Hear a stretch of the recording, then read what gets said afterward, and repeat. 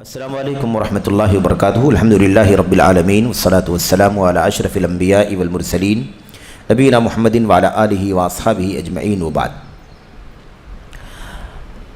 جدید مناہج کی حقیقت کے آج کے اس حلقے میں ہمارے سامنے سوال نمبر 40 ہے اور اہم سوال ہے، بنیادی سوال ہے، اور صراحت کے ساتھ یہ مسئلہ پوچھا جا رہا ہے اور صراحت کے ساتھ شیخ صالح بن فوزان بن عبداللہ الفوزان اس کا جواب دے رہے ہیں۔ سوال ہے، کیا شیخ محمد بن عبد الوہاب رحمہ اللہ کی دعوت جماعت الاخوان المسلمون اور تبلیغی جماعت کی طرح ایک اسلامی حزبی یعنی فرقہ بندی کی دعوت ہے؟ ایسی بات کہنے والے اور کتابوں میں پھیلانے والوں کو آپ کیا نصیحت فرمائیں گے؟ یہ سوال ہے۔ یعنی اگر کوئی یہ کہتا ہے کہ جیسے الاخوان المسلمون نامی ایک فرقہ ہے، اسلامی فرقہ کہلاتا ہے، جماعت تبلیغ کے لوگ ایک فرقہ ہیں اسلامی، کیا ایسے ہی شیخ محمد بن عبد الوہاب رحمۃ اللہ علیہ کی دعوت جو انہوں نے دی، سلفیت کی دعوت، کیا وہ بھی ایک فرقے کی طرح ہے؟ ایسا کوئی کہتا ہے تو اس کے بارے میں آپ کیا نصیحت کرتے ہیں؟ جواب پہلے شیخ صالح فوزان کا ہم پڑھ لیں اور اس کے بعد اس کی جو تعلیق ہے، اس کے جو حوالے ہیں، وہ انشاءاللہ تبارک و تعالیٰ آپ کے سامنے آئیں گے۔ جواب مختصر ہے اور اس کے بعد جو تعلیق ہے وہ بہت زیادہ اہم اور بنیادی باتوں پر مشتمل ہے۔ دیکھیں، کہتے ہیں، میں کہتا ہوں کہ شیخ محمد بن عبد الوہاب رحمہ اللہ کی دعوت اصول و فروع میں، اصول مطلب ایمانیات کا باب، عقیدے کا باب، اور فروع کا مطلب عمل کا باب، نماز، روزہ، حج، زکوٰۃ، نکاح، طلاق، لین دین، خرید فروخت، کیا ہے یہ فروع ہے۔ اور ایمان و عقیدے کا باب جو ہے، ایمانیات کے 6 ابواب مثال کے طور پر، یہ ساری چیزیں کیا ہیں؟ یہ اصول ہیں۔ اور کہتے ہیں کہ اصول و فروع میں سلف صالحین کے منہج پر قائم ہے۔ یہ ستھرا جواب ہے کہ شیخ محمد بن عبد الوہاب کی دعوت اصول و فروع میں سلف صالحین کے منہج پر قائم ہے۔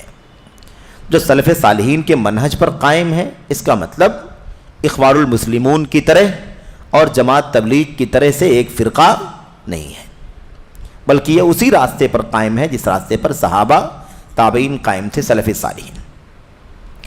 اس کا مقصد یعنی محمد بن عبد الوہاب کی دعوت کا مقصد کسی جماعت کی جانبداری یا میلان نہیں ہے۔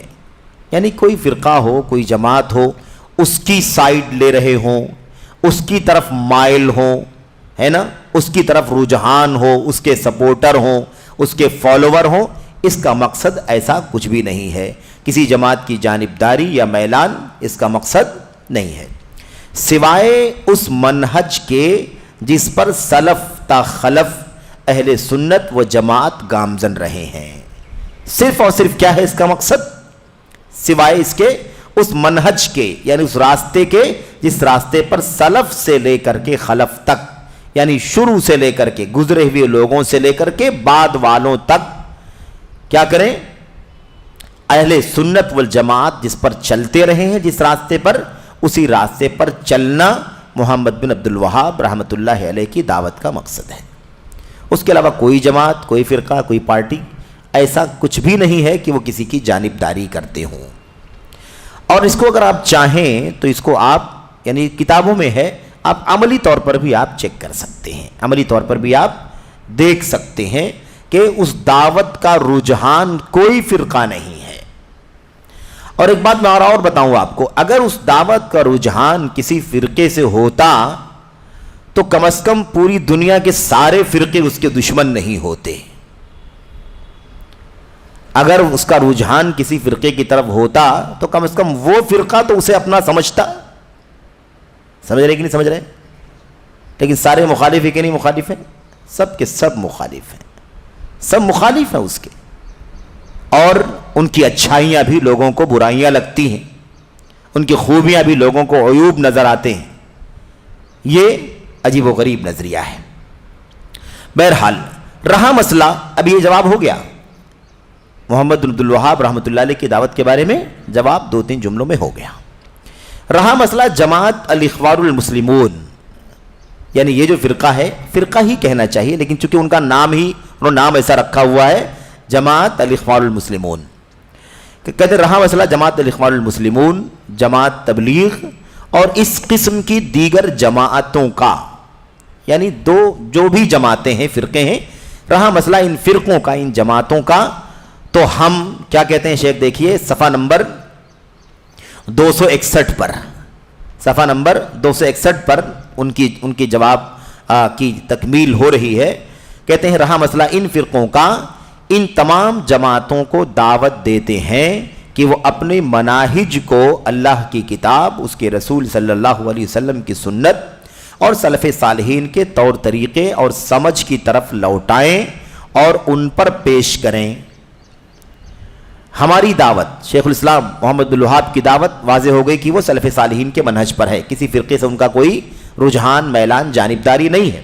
رہا مسئلہ جماعت اخوانیوں کی جماعت یا جماعت تبلیغ کے لوگ یا اس طرح کی اور جتنے بھی جماعتیں ہیں، جتنے بھی فرقے ہیں، تو ہم ان تمام جماعتوں کو دعوت دیتے ہیں کہ وہ اپنے مناہج کو اللہ کی طرف لوٹائیں. ان کا راستہ اللہ کی کتاب کی طرح ہونا، کہ اللہ کی کتاب کی روشنی میں ہونا چاہیے. ان کا منہج اللہ کے رسول کی طرف لوٹائیں، نبی کی سنت کی طرف لوٹائیں اور سلف صالحین کے طور طریقے کی طرف لوٹائیں، ان کی سمجھ کی طرف لوٹائیں. یہ ہو گئی بات نا. اس کے بعد ایک جملہ دیکھیے آگے اور کیا کہا ہے، اور ان پر پیش کریں، اور ان پر پیش کریں. یعنی ساری جماعتوں کے فرقوں کے لوگ جو بھی ان کی اپنی رائے، نظریہ، ان کی اپنی ہے نا، ان کے اعمال، حرکات، ایکٹیویٹی، سرگرمی، جو کچھ بھی ہیں، ان تمام چیزوں کو وہ پیش کریں. کس پر پیش کریں؟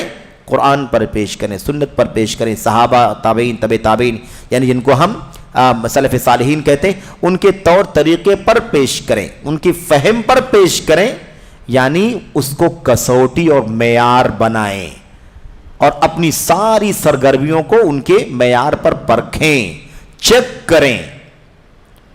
یہ بہت اہم مسئلہ ہے. یہ مسئلہ بہت جگر کا مسئلہ ہے، بہت ٹھوس ایمان کا مسئلہ ہے کہ آدمی اپنے عمل اور کردار کو کتاب و سنت، سلف صالحین کے منہج پر، ان کی سمجھ پر پیش کر کے پرکھے کہ ہم جو کچھ کر رہے ہیں اس میں سے کیا کیا مطابق ہے ان کے طریقے کے اور کیا کیا مخالف ہے ان کے طریقے کے. جو موافق ہے اسے کریں، جو مخالف ہے اسے چھوڑ دیں. یہ سب سے بڑا کام ہے، کیونکہ آئیڈیل وہی ہیں ہمارے لیے، اسوہ، اساس، بنیاد، کسوٹی، معیار وہی ہیں. ہمیں انہی کے طریقے پر اپنی حرکتوں کو، اپنے اعمال کو، اپنی ایکٹیویٹیز کو، سرگرمیوں کو، اپنی رائے کو، اپنے نظریے کو، اپنے افکار کو، سب کو وہی انہی پر پیش کر کے چیک کرنا ہے، پتہ لگانا ہے کہ کیا ہمارا درست ہے اور کیا درست نہیں ہے. تو یہ اگر کر لیں تو سارے فرقے اپنی اپنی ہے نا، اپنے اپنے انحرافات سے باز آ جائیں گے اور انشاءاللہ تبارک و تعالی راہ راست پر آ جائیں گے. لیکن مسئلہ یہی آتا ہے کہ اپنی سرگرمیوں کو جیسے تیسے وہ کرتے ہیں، وہ کرتے رہتے ہیں، بجائے اس کی کہ اس کو پیش کریں، اپنے کام کی تعویل کرتے ہیں، اس کی توجیہ کرتے ہیں، اس کا وجہ جواز نکالتے ہیں اور مختلف انداز سے اپنی بات کو، اپنے اعمال کو، اپنے کاموں کو صحیح ثابت کرنے کی کوشش کرتے ہیں. اسی کو ہم بدعت کہتے ہیں، اسی کو ہم نفس پرستی کہتے ہیں، اسی کو ہم ہوا کہتے ہیں، اسی کو احوا کہا جاتا ہے.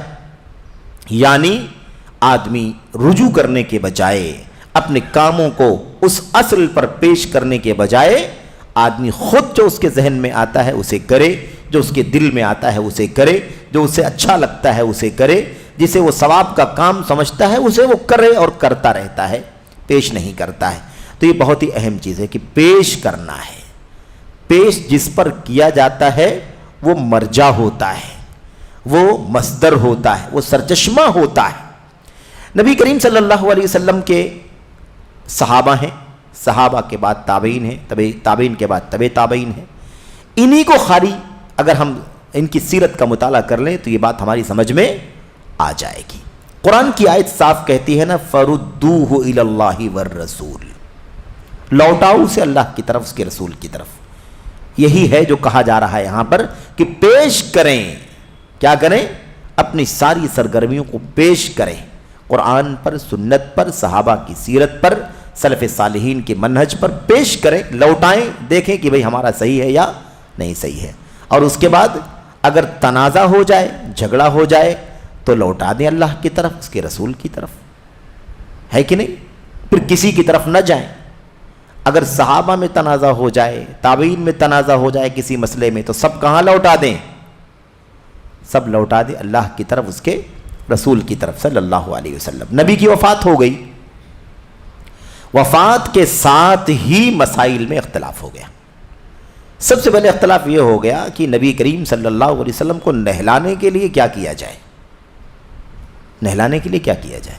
بھئی ہم لوگ تو، ہمارے جو مطلب امت کے جو افراد ہیں نبی کے، ہمارے میں سے کسی کی موت ہوتی ہے تو ہم تو ان کو نہلانے کے لیے ان کے کپڑے اتار دیا کرتے تھے، کپڑے اتار دیا کرتے تھے، کپڑے اتار کر کے نہلاتے تھے، اس کے بعد کفنا کر کے ہم انہیں نماز جنازہ پڑھ کر کے دفنا دیا کرتے تھے۔ لیکن مسئلہ یہ ہے کہ یہ تو امتی کا مسئلہ ہے، یہ تو نبی کی بات آ گئی، ہمارے نبی جن سے ہم پوچھتے تھے ان کی وفات ہو گئی ہے، تو سمجھ میں نہیں آتا کہ آپ کو ہم نہلانے کے لیے کیا کریں، کپڑے اتاریں؟ آپ کا احترام، آپ کا مقام، کیا کہنا آپ کی بات، کیسے صحابہ گوارا کریں کہ آپ کے کپڑے اتارے جائیں نہلانے کے لیے؟ بغیر دلیل کے، بغیر حوالے کے ممکن نہیں ہے کہ نبی کے صحابہ یہ کام کر سکتے ہیں۔ اختلاف، کسی نے کہا کہ کپڑے اتار دیے جائیں، کسی نے کہا کہ نہیں کپڑے نہ اتارے جائیں، ایسے نہلا دیا جائے کپڑوں کے ساتھ میں۔ اچھا، ظاہر سی بات ہے کہ اب اس کا فیصلہ کرنے کے لیے تو کچھ نہ کچھ دلیل ہونی چاہیے کہ نہیں ہونی چاہیے؟ تو ساتھیو یہ بتاؤ کہ آپ لوگوں میں سے کسی کے پاس اس سلسلے میں کوئی دلیل ہے کہ ہم اپنے مردوں کو تو نہلانے کے لیے کپڑے اتار دیتے ہیں، نبی علیہ السلام کو نہلانے کے لیے ہم کیا کریں؟ ایک صحابی کھڑے ہوئے کہا، اللہ کے نبی کو بات مجھے یاد ہے، آپ نے فرمایا تھا صلی اللہ علیہ وسلم، بلکہ نہیں یہاں نہیں بلکہ روایت میں ہے، صحیح روایت میں، کہ آواز آئی، کہنے والے کو نہیں، آواز کہاں سے آ رہی ہے اس کو لوگوں نے نہیں دیکھا، لیکن آواز آئی پاس سے کہ نبی علیہ السلام کو نہلانے کے لیے کپڑے نہیں اتارے جائیں گے، آپ کو انہی کپڑوں میں غسل دے دیا جائے جو آپ کے جسم مبارک پر موجود ہیں۔ یہ طریقہ تھا، تو رجوع لوٹایا کہ نہیں لوٹایا؟ اب اس کی بات مانے، کس کی بات مانے، کپڑے اتارے کہ نہ اتارے؟ آگے بڑھے، مسئلہ آ گیا دفنانے کا۔ سب کو تو بقیع میں لے کے جاتے ہیں ہم لوگ دفنانے کے لیے، بقیع میں، جس کو لوگ جنت البقیع کہتے ہیں۔ کوئی جنت نہیں ہے یہاں، جنت کوئی بھی قبرستان نہیں ہے، اس کا نام یوں ہی لوگوں نے رکھ لیا ہے۔ اللہ کے نبی علیہ السلام نے اپنے گھر اور اپنے ممبر کے درمیان کی جگہ کو روضۃ من ریاض الجنہ کہا ہے۔ میرے گھر اور میرے ممبر کے درمیان کی جگہ جنت کے باغوں میں سے ایک باغ ہے۔ اس کو بھی لوگوں نے بدل دیا، میری قبر اور میرے ممبر کے درمیان کی جگہ جنت کے باغوں میں سے ایک باغ ہے، ایسا بنا دیا، ماں بھائی نا قبری و ممبری بنا دیا ہے۔ روایت جھوٹی ہے، ناقابل اعتبار ہے۔ صحیح روایت جو صحیحین وغیرہ کی، بخاری مسلم وغیرہ کی روایت ہے، اس میں ماں بھائی نا بیتی و ممبری، دونوں میں زمین آسمان کا فرق ہے، کیونکہ روم اتنا بڑا ہے گھر آپ کا، اور دفن آپ یہاں کیے گئے ہیں، تو یہ اندر والا حصہ بھی جنت میں شامل ہو جائے گا کہ نہیں شامل ہو جائے گا؟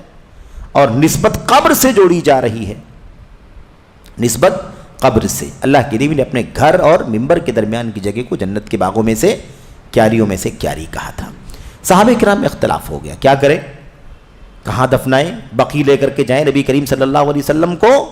صحابہ ساتھیوں ذرا آپ لوگ غور کرو، کسی کو کوئی حدیث نبی کریم صلی اللہ علیہ وسلم کی یاد ہے، معلوم ہے، آپ نے بتایا ہو کہ نبی کو کہاں دفنایا جائے گا، نبی کو کہاں دفنایا جائے گا؟ ایک صحابی آئے، کہا اللہ کے نبی صلی اللہ علیہ وسلم کی حدیث مجھے یاد ہے، آپ نے فرمایا تھا کہ الانبیاء یدفنون حیث یموتون، او کما قال نبی صلی اللہ علیہ وسلم، انبیاء کو وہیں دفنایا جاتا ہے جہاں ان کی موت ہوتی ہے۔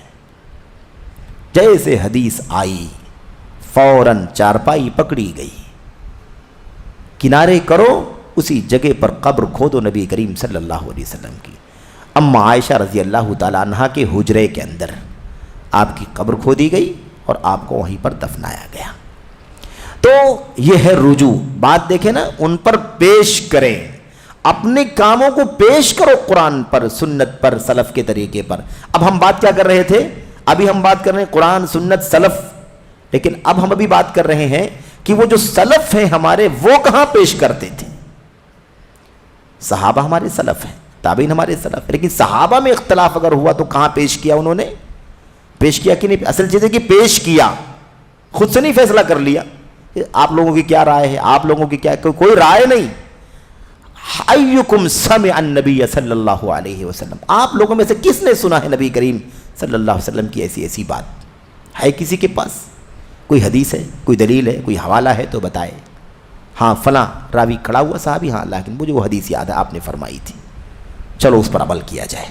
तो ये हमारा आइडियल है। अब ये क़यामत आ जाएगी, क़यामत की सुबह का आखिरी आदमी भी इस बात का पाबंद होगा कि अगर किसी मसले में इख्तिलाफ है तो उसको लौटाए अल्लाह की किताब की तरफ, नबी की सुन्नत की तरफ, सहाबा के फहम की तरफ, ताबीन और तबे ताबीन के नक्श कदम की तरफ लौटाए, पेश करे, अपने काम को उस पर पेश करे, ताकि पता चले कि वो सही कर रहा है या गलत कर रहा है। अगर सही हो तो अमल करे, वरना छोड़ दे, बिला ताम्बुल, बिला तरद्दुद, बिला कील काल के, बिला चूं चिरा के उसे फौरन क्या करे, वो छोड़ दे। ये आइडियल है हमारा। तो ये बहुत अहम चीज़। कहते हैं सारे फिरकों को हम ये दावत देते हैं कि सब के सब क्या करें, जो कुछ भी वो करते हैं अपने मनाहिज को, यानी अपने रास्तों को, जिन जिन रास्तों पर वो चल रहे हैं उन रास्तों को पेश करें, कुरान और सुन्नत पर और सलफ के तरीके पर पेश करें।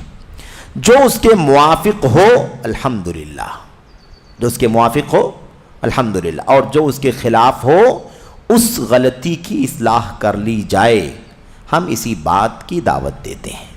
ये सुथरा पैगाम है सलफियत का, सलफी दावत का, अहले हदीसियत के मनहज का ये सुथरा पैगाम है। यही हमारी दावत है। कोई भी तरफदारी नहीं, कोई भी जानिबदारी नहीं, कोई भी रुझान नहीं, किसी भी तरह की कोई बात नहीं।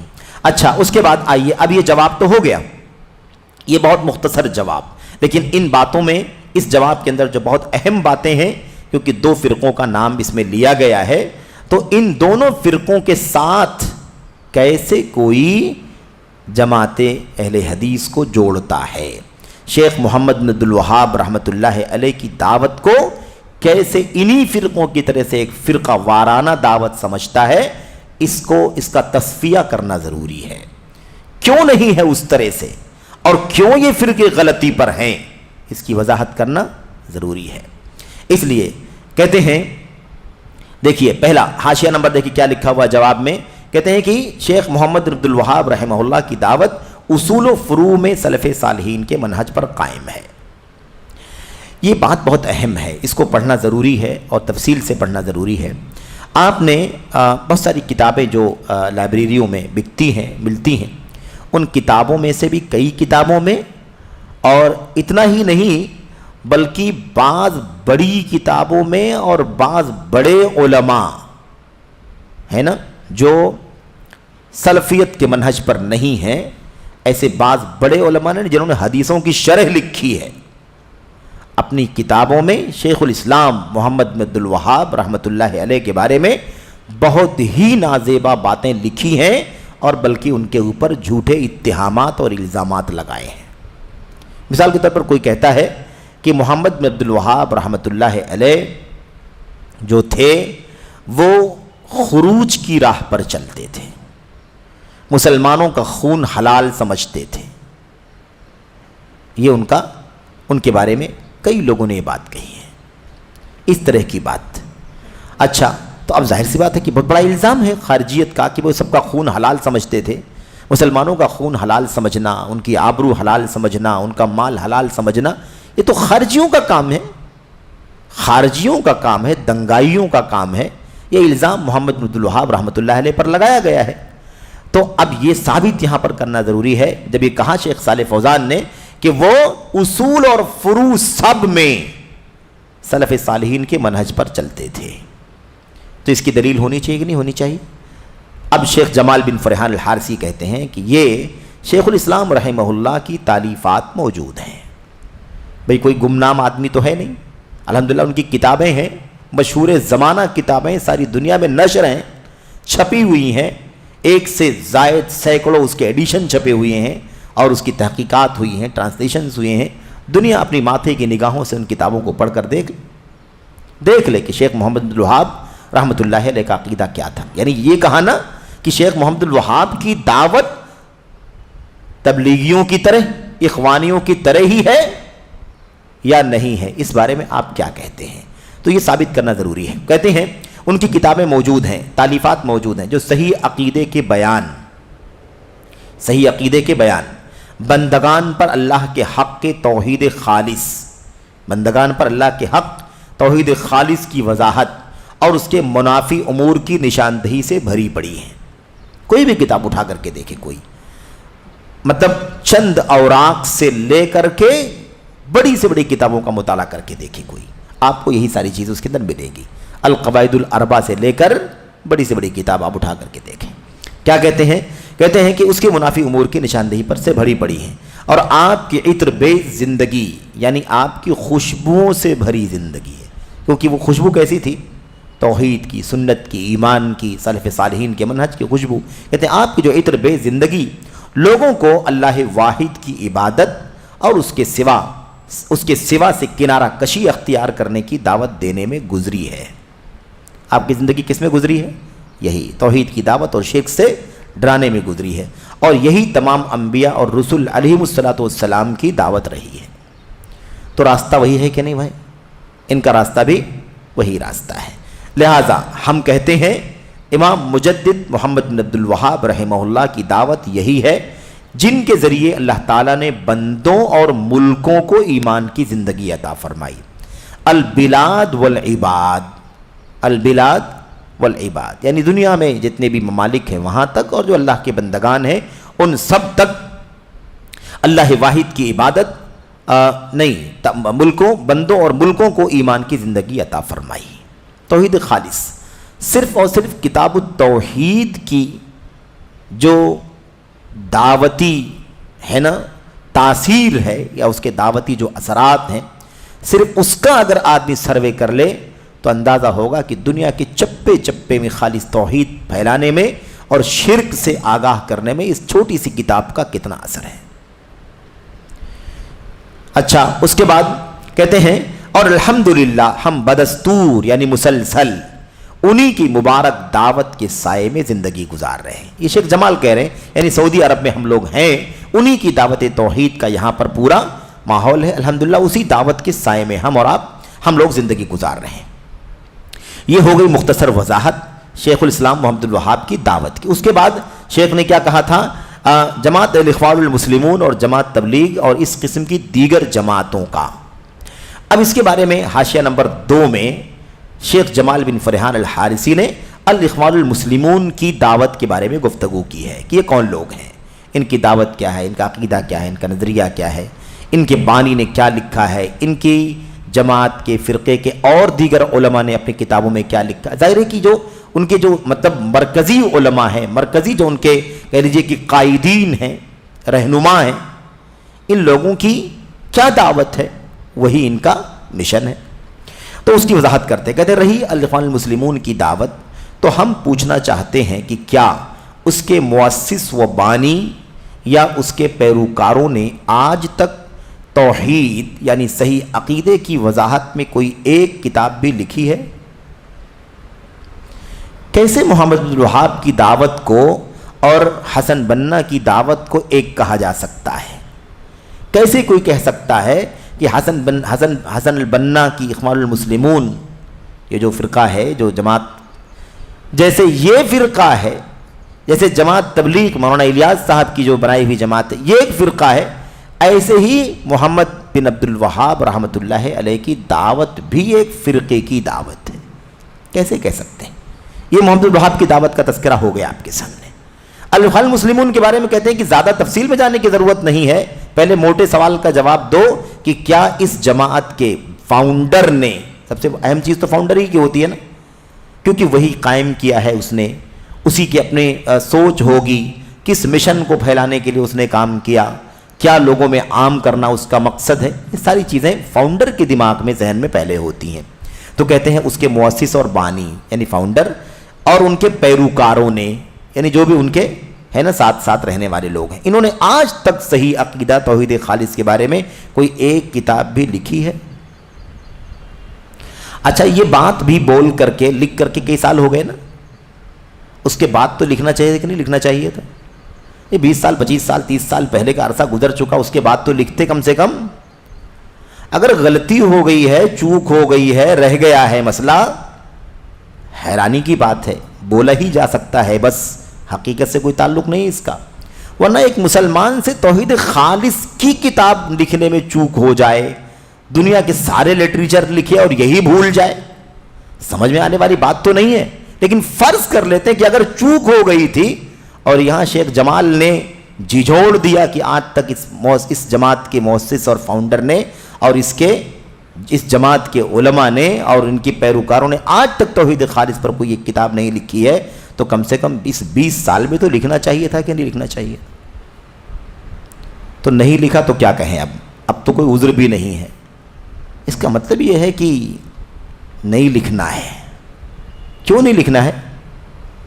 اس لیے کہ پھر تو سارا محل چکنا چور ہو جائے گا، سارا مقصد فوت ہو جائے گا. تو تب تو ہم توحید خالص کی دعوت دینے والے بن جائیں گے تو حکومت کیسے قائم کریں گے؟ بہت ٹائم لگ جائے گا، پھر تو سب کو توحید کی دعوت دینا، شرک سے باز رکھنا لمبا وقت لگے گا. اس لیے سب کو لے کر کے چلنا ہے. اس لیے یہ بات کرو مت، یہ بات کرنے سے تو حکومت نہیں بنے گی، انتشار پیدا ہو جائے گا ان کے بولنے کے اعتبار سے. یہ ان کا عقیدہ ہے کہ اگر توحید خالص کی بات کریں گے انتشار پیدا ہوگا، پھر وہ بچک جائے گا، وہ ہٹ جائے گا. بھئی حکومت قائم کرنے کے لیے جب آپ کہیں گے بھئی سب لوگ آؤ، آپ پر ہمارا کوئی اعتراض نہیں ہے، ہر آدمی اپنے اپنے عقیدے کے مطابق عمل کرے اور آؤ ہم سب مل کر کے ایک حکومت بنا لیتے ہیں، تو سب راضی ہو جائیں گے کہ نہیں راضی ہو جائیں گے؟ سب راضی ہو جائیں گے.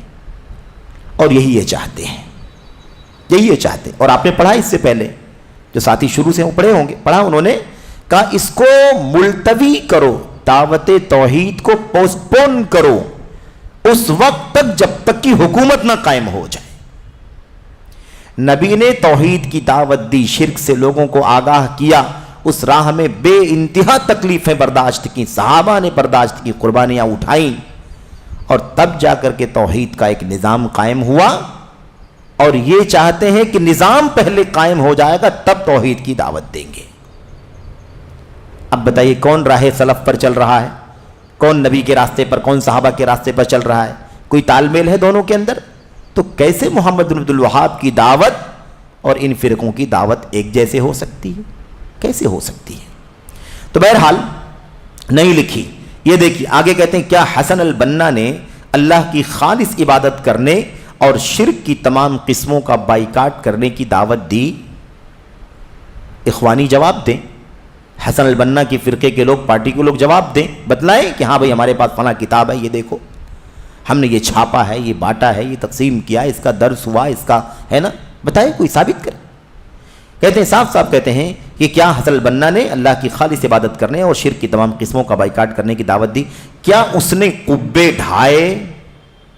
شیخ الاسلام محمد بن عبد الوہاب رحمۃ اللہ علیہ نے دعوت توحید جب شروع کی تو جو قبے بنے ہوئے تھے جہاں پر جم گھٹا ہوتا تھا، میلہ لگتا تھا، لوگ قبروں کو پوجتے تھے، ان قبروں کو ڈھایا باقاعدہ.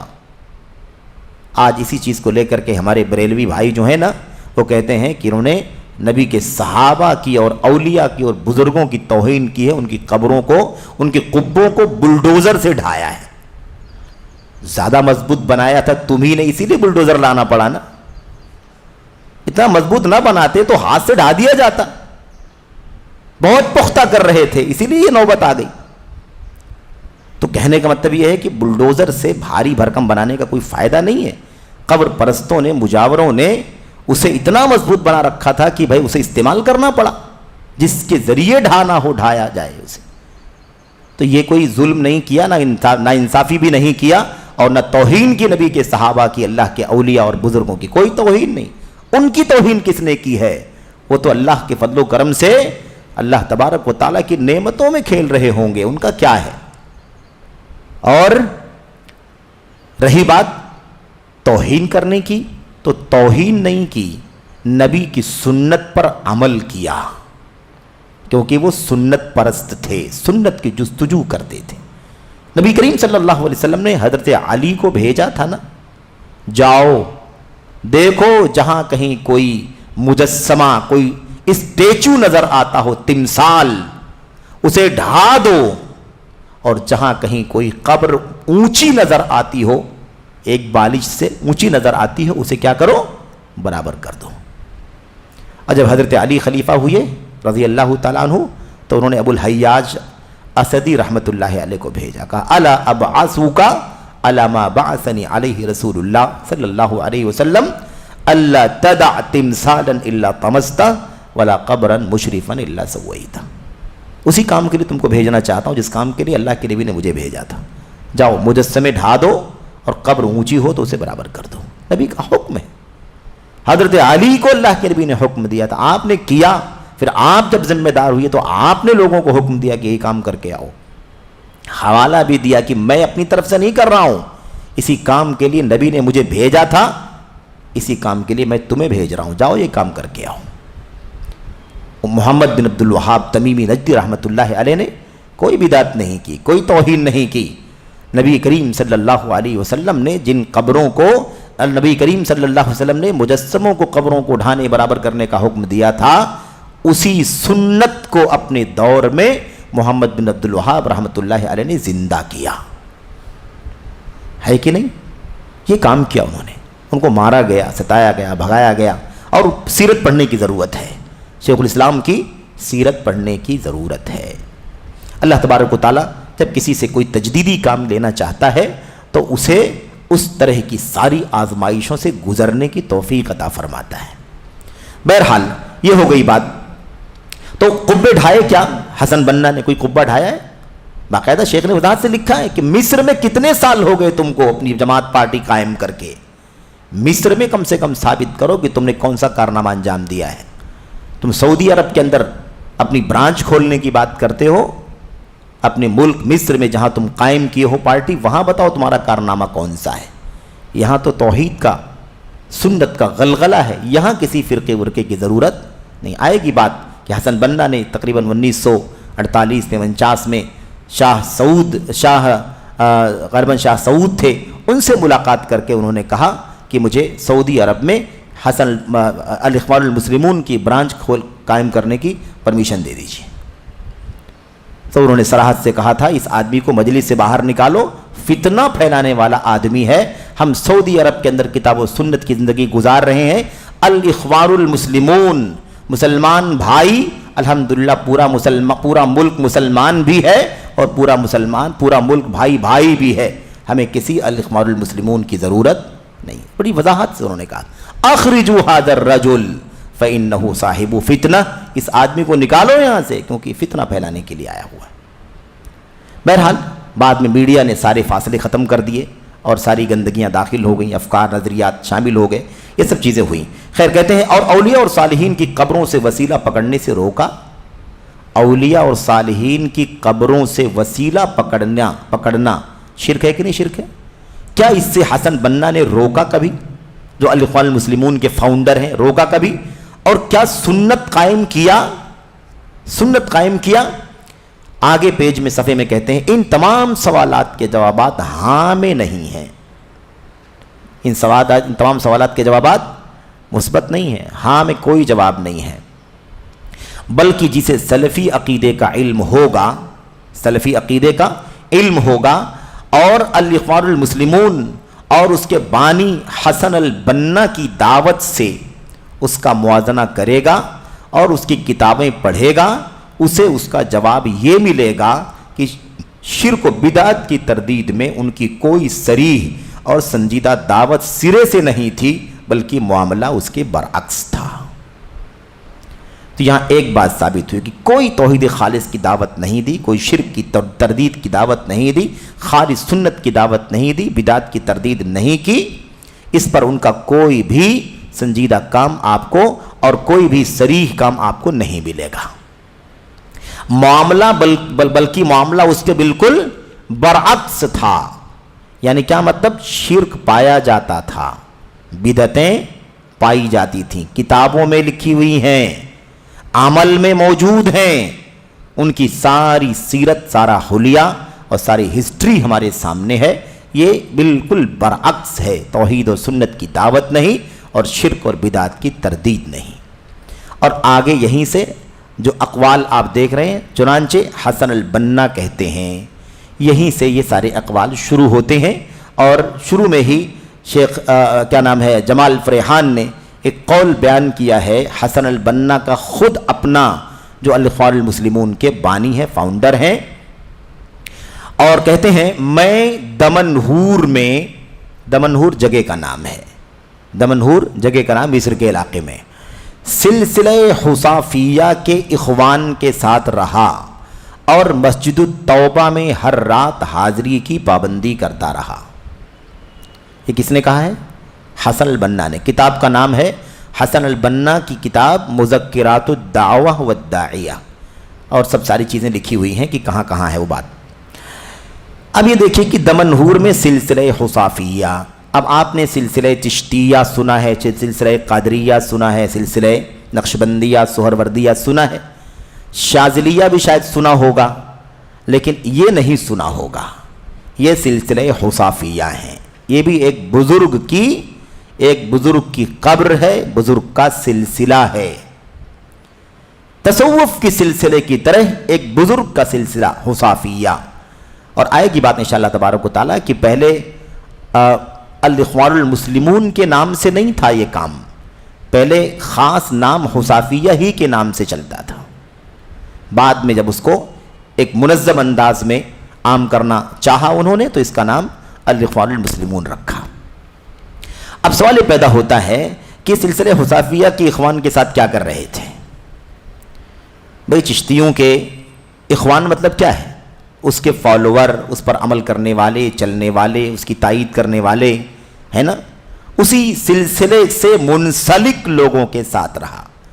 دمنہور میں سلسلے حصافیہ کی اخوان کے ساتھ رہا اور مسجد التوبہ میں ہر رات حاضری کی پابندی کرتا رہا. مسجد توبہ میں ہر رات حاضری کی پابندی کیوں کرتے رہے؟ حاضری کی پابندی کرنے کی اجازت صرف اور صرف مسجد حرام، مسجد اقصی اور ایسے ہی مسجد نبوی اور مسجد اقصی، تین. لا تشد الرحال الا الى ثلاثه مساجد. کوئی تیسری مسجد کے علاوہ کوئی چوتھی مسجد نہیں ہے جہاں آپ حاضری دینے کے لیے اسپیشلی جائیں. یہاں کیا کر رہے ہیں؟ صاف وضاحت کے ساتھ. اب شیخ کہہ رہے ہیں آگے، کہتے ہیں کیا یہ عقیدے کی صفائی کی دعوت ہے؟ سلسلے تصوف سے جڑا ہوا، سلسلہ حصافیہ سے جڑا ہوا. آئے گی بات انشاءاللہ تبارک و تعالیٰ کہ سلسلہ حصافیہ کس سے منسوب ہے، یہ حصافی کون ہے، ان کا عقیدہ کیا، وہ ساری باتیں انشاءاللہ تبارک و تعالیٰ آئیں گی. لمبا سلسلہ ہے. خیر، یہ ایک قول ہو گیا. ایسے ایک آدھ قول اور آپ پڑھ لیں، پھر انشاءاللہ بقیہ باتیں اگلے درس میں ہوں گی. کہتے ہیں نیز اسی کتاب میں لکھتے ہیں، اسی کتاب میں، یہ مذکرات الدعوہ والداعیہ. پھر سید، یہ دیکھیے آگے، پھر سید عبد الوہاب جو حصافی سلسلے کے مجیز ہیں. یہ سب بھی مشکل بات ہے، سب سمجھانا بھی سمجھنا بھی، کیونکہ یہ سب سارے اصطلاحات صوفیوں کے ہیں. مجیز، مجاز، پیر، ہے نا، خلیفہ، سجادہ نشین، یہ سارے الفاظ تصوف کے ہیں. اس کا اسلام سے کوئی دور دور تک لینا دینا نہیں ہے. اب یہاں دیکھیں ایک لفظ آ گیا، کہتے ہیں پھر سید عبد الوہاب جو حصافی سلسلے کے مجیز ہیں تشریف لائے، میں نے ان سے حصافیہ شاذلیہ سلسلہ حاصل کیا. دیکھا آپ نے، یہ ان کی اپنی تحریر ہے، ان کی اپنی کتاب سے اقتباس لیا ہوا ہے، اور انہوں نے مجھے اس کے اوراد و وظائف بتائے. اوراد و وظائف قرآن کی آیتوں میں دعائیں موجود ہیں، حدیثوں میں دعائیں موجود ہیں. لیکن اب یہ سلسلہ شاذلیہ حصافیہ جو یہ سلسلہ ہے اس بزرگ صاحب کا، اس بزرگ نے کیا کہتے ہیں، میں نے ان سے سلسلہ حصافیہ شاذلیہ حاصل کیا. اچھا، اس سے پہلے کیا آیا ہے؟ عبد الوہاب صاحب جو سلسلہ حصافیہ کے مجیز ہیں. ایک سلسلہ بنا ہوا ہے کسی صوفی کا, کسی بزرگ کا بنا ہوا ہے, ٹھیک ہے. تو اب سوال یہ پیدا ہوتا ہے, ان کے ہاں نظام بنا ہوا ہے کہ آپ چاہتے ہیں کہ آپ ہوصافی پارٹی سے جڑ جائیں, یعنی اس کے آپ مطلب فرد بن جائیں, ممبر بن جائیں. تو ایسے نہیں کہ آپ بس اپنے حساب سے آپ نامزد کر دیں کہ میں ہوصافی ہوں, ایسا نہیں ہو سکتا ہے.